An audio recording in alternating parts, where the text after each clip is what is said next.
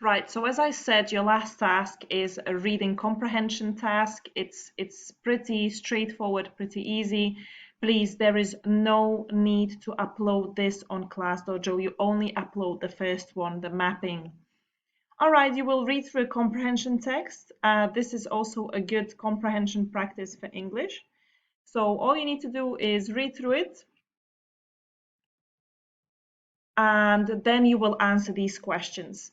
Um, as I said before, you can just write down the answers to your notebook. No need to copy the questions, that's fine. Just answer it in your notebook, write the answers down only. And then I provided an answer key. You will be able to self-check this work, okay? However, I do not want you to just go straight to the answers and copy it. That is just wrong. You will never remember or learn anything if you just copy the answers. So just please go through the questions, and then when you are done, check your answers. Okay? Anyway, that is all from me for this lesson. For this particular reading comprehension, you will be, again, using your analyzing brain. You will be doing some logical thinking.